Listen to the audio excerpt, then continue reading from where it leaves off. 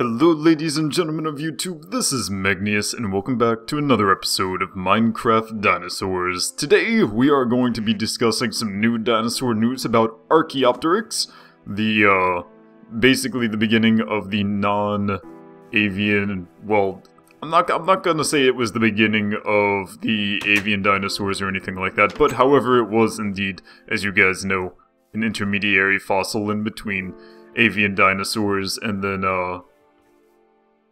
modern birds. I still don't know what I'm gonna do about you being up there, but maybe we can try to push you back down, because you got a baby that you need to spend time with. And we also have lots of space news to talk about with the Comet lander, of course. I'm sure all of you know what I'm talking about, because you're all following me on Facebook and Twitter, right? Right? No, you're probably not, but you should, because we talk about space and the Comet landing has been awesome, so we're gonna talk about that. You are way too big and you're getting in my face. Please get out of my way so I can see the baby Triceratops. Little tiny baby. Oh, this is the most adorable thing I've ever seen. Wish I could take a screenshot of this. So, this little baby Triceratops was born last episode, and it is apparently an albino. It's white, which is cool. Totally cool looking. And we're going to be naming it as soon as it becomes day again, because I don't want to deal with, you know, creepers and stuff up on my hill while I'm trying to build stuff. So, first we're going to go to sleep, and then I'm going to wake up. We're going to name our little baby Triceratops, and then we are going to go and build some stuff up on our hill, so that our Allosaurus... Oreo, you taking my spot. Taking my spot on my bed. It's just like a real cat, always getting in the way, jeez. But yes, my door. Very, very excited about the Comet lander. All sorts of cool stuff has happened with that. It's basically been some of the most stressful times of my life the past 3 days, worrying about this darn lander on this comet. So first of all, before we talk about the comet and before we discuss the Archaeopteryx research, let's check out this. Oh, apparently I've made him angry. Apparently he's mad.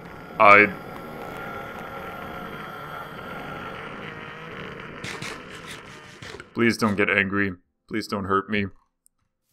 Okay, so this little guy here was born last episode. He is white. He is albino. He doesn't appear to have that much melanin in his skin, which is important for the Archaeopteryx research. Remember the word melanin? So, I believe after looking at everyone's suggestions for his name, I think the most appropriate name placed in the comments would be Casper. And the person who chose Casper was Omega Man 22347, I believe. So we're going to jump over here. And we are going to do that for the sign. Name ourselves Casper. And Omega Man 22347. Oh, it actually somehow fits. That's amazing. So thank you very much, Omega Man 22347, for naming our little Trisha and Troy's baby Casper. Casper is indeed adorable. I want to jump up here and see if I can push. I don't know if this is Trisha or Troy, but I would like to push them down into the enclosure, because again, I do not want my Triceratopses running around all crazy like, chaos everywhere. We have rules here, Triceratops. You need to get back in your cage. Not saying you don't have a right to be free. I'm just saying maybe it's not what's best for everyone. Come on, go. Go. Go. Oh, no! Please don't suffocate. Get your head out of the dirt. Oh, God. And we're stuck in a hole. We are absolutely stuck in a hole. This is not good. Come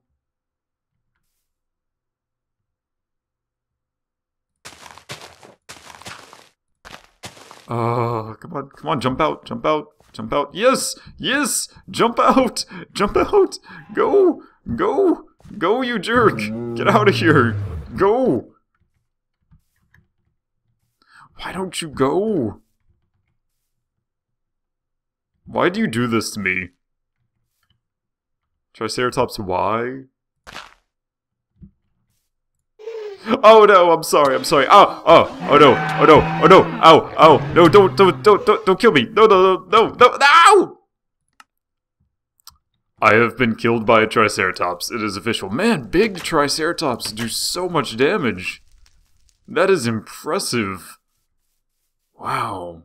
Okay, well, I did not expect that, and I think that is the second time I've died in the entire Minecraft Dinosaurs series. Like, from the very beginning. Hey, look!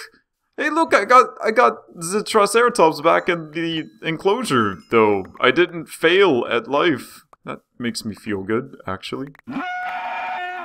Well, I mean, I guess it was worth dying, because, you know, I never really wanted them to get out of here. I wanted them to stay, which is good. Why is there more crap down here than I had in the beginning? Did I lose my chest piece? Did I break my chest? I think I did. I think I broke my chest piece. Oh well, that's fine. Trisha and Troy are now back together. They can make more of their beautiful little babies. This enclosure is way too small, as all of my other enclosures are as well. And Casper is happy and has a name. That's good enough for now. Let's go up to our little hill up here and check out where to fill these. My fortune pick. No, don't need that. There we go. That's good for now. Let's go check out our Allosaurus, see if it's grown at all, and begin to build ourselves a more permanent enclosure for our Allosaurus, because it's very likely that this little tiny enclosure will not hold him for long. He has not grown at all. That's okay. He's a little dude. Oh, actually, we still need to do more terraforming. That is unfortunate. I didn't really want to terraform anymore. But meh. Oh well. So, about the news for... Which news do we want to do first? You guys love dinosaurs, so you'll probably stick around for the dinosaur news. Let's talk about the Comet news first. So, as you guys know, well, I certainly hope you know, you should be paying attention, there was a comet called 67P. It has another name, but it's named after the people who discovered it. I believe maybe they were Russian. Their names look Russian. I apologize if they were not Russian, but their names are super hard to pronounce for me, so we're not going to even try. Its name is Comet 67P. And this comet is sort of amazing and made history because it was the first comet, the very first comet, that we have landed a man-made probe on, which means that it's freaking awesome and it's amazing and it makes me super happy. So, you guys should know about this, which is why I'm teaching you. I love having a YouTube channel with so many people who watch my videos, because I get to teach you guys things that I think are important. So, we sent, and by we I mean humanity, it wasn't actually NASA. If you think it's NASA, then you need to figure out that there are other space organizations in the world. You guys know that I talk about SpaceX, a private company. The European Space Agency is not a private company. It is Europe's equivalent to NASA. And they, back in 2004, launched a probe satellite named Rosetta, the Rosetta mission. They launched it, and for 10 years, it went around the solar system doing various gravity assists. I think it did 2 gravity assists off of Earth and 1 off of Mars. It went incredibly close to Mars, actually. One of the main things it did when it did a gravity assist off of Mars was, I believe, to change its inclination. So it changed its inclination to match up more closely with that of Comet 67P. But the point is that it took 10 years, did lots of gravity assists. It even did flybys of 2 asteroids on the way to the comet. It did a ton of interesting research on the way, and after 10 long years, earlier this year, it reached and orbited successfully a comet. This was a world first. No probe ever before had actually orbited a comet. It started off with a really strange orbit, too, like a triangular orbit. I've never seen anything akin to that, but apparently that was necessary because comets, I mean, they're really, really light. I mean, true, they're very massive compared to, say, I don't know, my car, but they're not very big in terms of celestial bodies. So the acceleration due to gravity on the Comet 67P is 0.001 meters per second squared. So it's like one 100,000th the gravity of Earth or something like that. It's completely ridiculous. If I were on the Comet right now, I would weigh so little that I could jump and leave the orbit of the Comet just by jumping. By pushing myself, doing a push-up, actually. Basically doing anything, I could reach escape velocity, because escape velocity is only approximately 1 meter per second. For those of you who play Kerbal Space Program, do you know Gilly? Gilly is Eve's captured asteroid moon. For those of you who don't play Kerbal Space Program, you should. It's an awesome game. Basically, the Venus planet in Kerbal Space Program has a moon which is a tiny asteroid, and it is known for being extremely difficult to land on because it has basically no gravity. It's incredibly weak.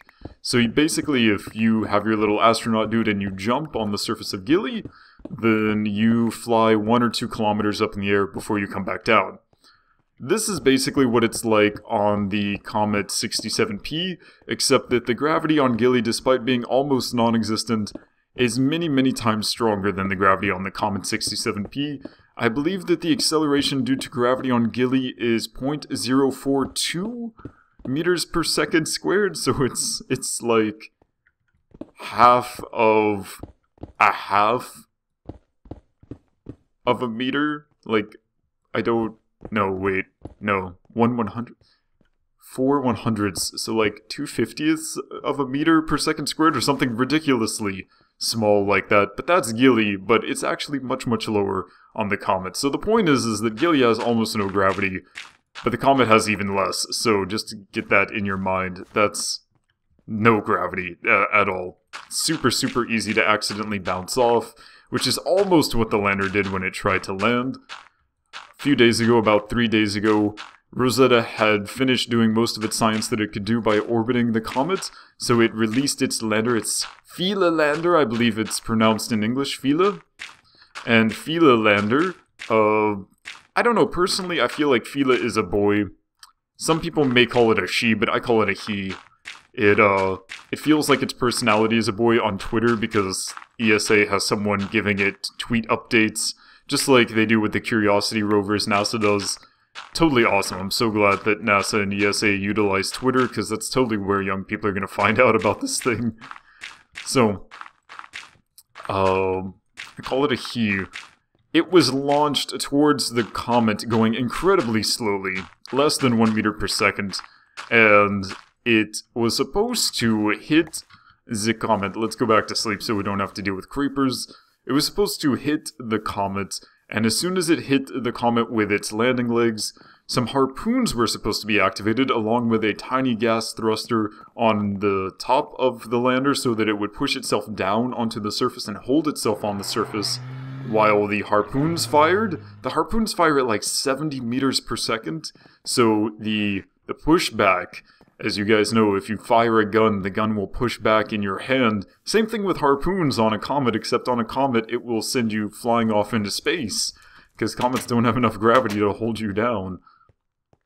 So, the comet was was it softer? It was softer than they imagined it would be, but that's not the problem. The problem is that the thruster did not prime. Hello, Enderman, why are you so close?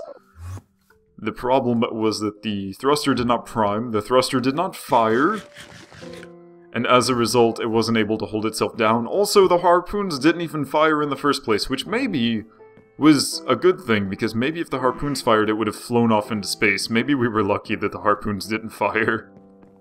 So, 2 things malfunctioned, which meant that the third thing that was supposed to happen to hold it to the surface of the comet, the third thing also didn't work. So the feet screws, it has little screws in its feet that were supposed to dig into the ground and hold it. Those didn't work either, which is sad. But all in all, after all the things didn't work, somehow, through incredible luck and chance, the lander bounced probably up to 1 kilometer in the air, well, not in the air, but above the surface of the comet, and then fell back down. after it did that, it bounced again for about 20 minutes or so, and then finally settled down into a very dark crevice, a nook on the surface of the comet. Should I just take this out as well? I don't know.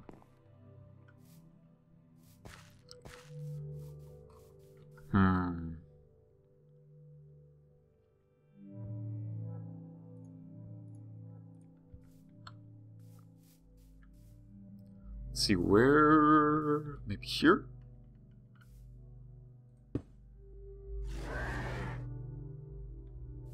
Sure.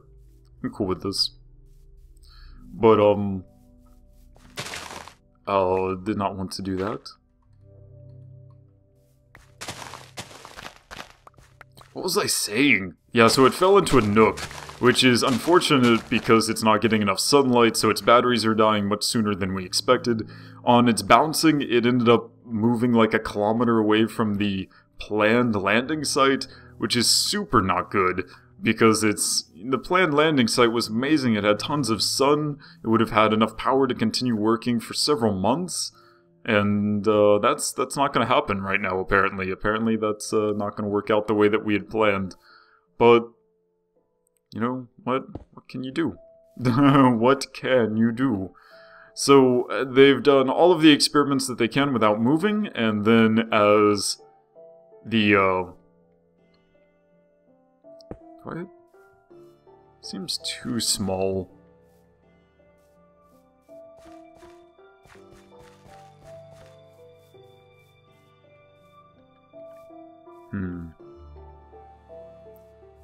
Can I do a sideways?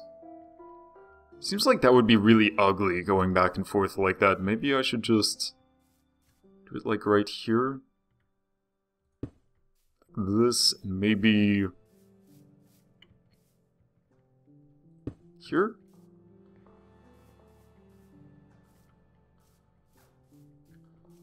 Sure, let's do it like this. It's not as pretty as I would hope, but it's pretty enough. Right? Maybe.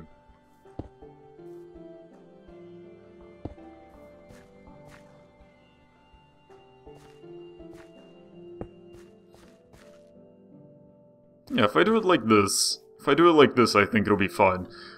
But yeah, so unfortunately, they did all of the experiments that they could before they started running out of battery, which is super sad because now they're basically left with a decision to take a huge risk trying to move the lander and possibly like have it thrown off of the comet, or possibly have it realigned and fall in a place that's sunnier, because really, if you look at a picture of where it landed, basically everywhere is sunny except for this little tiny nook that it landed in. Super annoying. But I mean, at this point they've done oh wait, this is wrong. They've done the research that they can without moving, trying to drill. I think it successfully grabbed a surface sample using its drill, despite the fact that that could have thrown it off into the abyss, so we'll see if that comes back. But right now, we're all just sort of holding our fingers and praying that this poor little robot... I realize it's not really poor, it's just a robot, it doesn't have feelings, but I feel like it has feelings. I like to personify things. Hopefully, that little guy ends up being okay and falling in a sunnier place, because that would be cool. That would be awesome for where here it is. That would be awesome for science, because we would really like to be able to keep this little dude. Is this how it was? I feel like this is how it was, right? Okay, I can't remember that. But yeah, if you would like to keep any updates on the Philae lander and whether it's succeeding or not, you should go and follow me on Twitter. I retweet most of its things. You can follow us on Facebook, because again, I post tons of things about the Philae lander. I realized that for the past week I haven't put out any videos because I've been busy with, you know, following Comet news as well as doing work for teaching and tutoring and stuff like that. But I am still alive, and if you would like to communicate with me, Twitter and Facebook are definitely the ways to do it. So go ahead and follow me over there. You know you want to. Now, for the dinosaur news, because the dinosaur news is here as well, and I know that you guys would like to hear about it, because you guys love dinosaurs so much. Okay, no, I've apparently done this incredibly wrong. Yeah.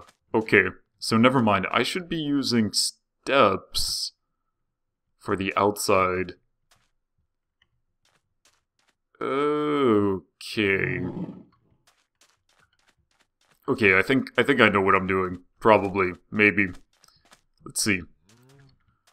Yes, so the dinosaur news is concerning Archaeopteryx. Again, if you guys don't know what Archaeopteryx is... oh, wait, before actually we talk about that dinosaur news, someone... Izoa, I feel like... Someone mentioned that I made a mistake in one of my last videos talking about the Cretaceous period and when things happened and stuff like that. Apparently I said that the dinosaur tracks and the mammal tracks were made 220 million years ago in a diamond mine during the early Cretaceous. I'm sorry, I don't know why I said that. If that's what I said, I'm not going to go back and check because I'm really busy today. What I meant to say was that the dinosaur tracks and the mammal tracks have been dated to about 118 million years ago, which I do believe is actually in the Cretaceous period. About 118, so about 120 million years, not 220 million years. Pretty sure that's not in the Cretaceous period. So, okay, so now that I've done these, I should do these, I think.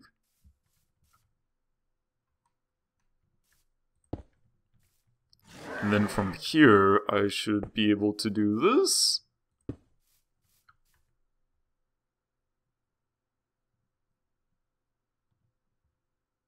And this here should be a step, right? Let's see, I need to put this down so that I can actually use this. Need to make myself some steps. Guess I can go ahead and make myself some more anyway, because we're gonna need lots of these. Sure, steps. Okay, that is no. Oh, sigh. But yeah, so now that that is corrected, and you guys know that the time period was quite a bit different than I was off by like 100 million years, my apologies. I do mess up sometimes when I try to say things, because I'm dumb like that. But now that that's taken care of, the dinosaur news. I realize it's like 23 minutes and we're gonna do this for probably a 30-minute episode. Yay, longer episode than usual. I only meant to do a 20-minute episode today. Oh well. So... Archaeopteryx was, as I said earlier, one of the transitional fossils in between the sort of avian-ish dinosaurs and then to the dinosaur-like birds and then finally to modern birds. Archaeopteryx was really important historically because basically all of the people who were like, where are the transitional fossils? Where are the transitional fossils? You know, oh god, I'm gonna sneeze. And through the magic of editing sound software, you didn't hear me just explode my mic. But, basically all of the people who were constantly asking, where are the transitional fossils, evolution isn't real, blah blah blah, those people were proven absolutely wrong. And thank you, Archaeopteryx, for being so awesome and showing up when you did, because you were basically our final piece of evidence to go into place. It's not like we really needed it, but it's wonderful to have it because it absolutely was like, yo, look at this thing. This is clearly a dinosaur with feathers and wings in your face, which is sort of hilarious to basically force on people and be like, yeah, so this is really obvious and we don't know why you were so arguing with us and stuff, but you can't really argue anymore. So, all in all, it was an amazing thing to happen. basically, it's been an ongoing debate in paleontology what color various dinosaurs were, and for... that's getting dark. And for Archaeopteryx and the avians especially, it's sort of a big topic because birds today, as you know, are incredibly colorful. They're some of the most colorful creatures. Why can I not run? There we go. Are some of the most colorful creatures on Earth, and color is incredibly important to birds. It's important for mating displays and rituals. It's important for distinguishing males from females. It's a territorial thing, like... Color is very important for birds, so the question of color in feathers and when it developed, when it evolved in modern birds is a very big question. And it's possible that these colors could have evolved as early as Archaeopteryx, or maybe even before that in the more dinosaur-like early birds. So, one of the questions is, what the heck color was Archaeopteryx? Scientists today, with their access to amazing new technologies and things like electron microscopy, which is very hard to say, microscopes, basically, electron microscopes, have been able to find fossils and look deeper into fossils looking for fossilized melanosomes, which I told you earlier with our little albino triceratops to remember the word melanin. Melanin is the name of, I think it's a protein. I think it's a protein in your skin and hair that gives it dark color. So, for example, albino people have no melanin. They have a genetic disorder. I don't know if you would call it a disorder since it's not really something that's bad or wrong with you. You're just different. However, there's a genetic mutation that prevents your body from creating melanin. This is why albino creatures have red eyes, although for humans I think albinos have blue eyes, which is sort of strange because everything else has red eyes. There we go. So those things... Wait, what am I doing? I feel like I'm missing something on here. Yeah, there we go. Okay, this is what I was supposed to do. These little corner pieces as well. But, so melanin. Melanosomes, little melanin-producing organelles, I guess, maybe, could be fossilized. And so they're using electron microscopy to look for fossilized melanosomes to try to determine what color Archaeopteryx may have been. So Archaeopteryx was believed to have been black and white, although some scientists believe that it may have been more colorful. And looking for those things, although some scientists have brought up with this research that the melanosomes that they claim to be finding are fossilized bacteria, and yes, bacteria can be fossilized, although it's pretty rare. And as a result of that... Oh, okay, that is actually quite a lot. As a result of that, there is some question as to whether these findings are definite or not. However, the scientists who did the research, of course, believe that they are correct, and we'll see in the future as more peer review comes through. They claim that the melanosomes that they have found, black melanosomes, sort of suggest that the color of Archaeopteryx, at least on part of its feathers, because, you know, birds and dinosaurs could obviously be different colors. Why am I picking up a flower? Can be different colors in different parts of their bodies, but at least in some parts of the feathers, they were white. And apparently there were also some black ones as well. But apparently where it was before suggested that it was white, apparently it was actually black.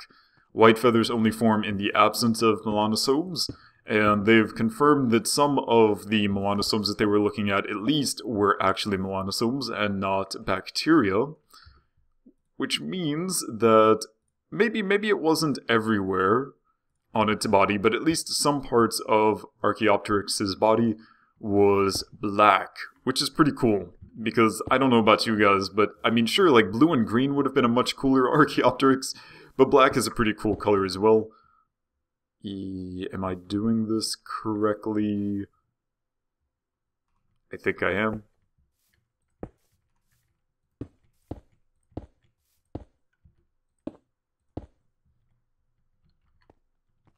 Put down the... There we go.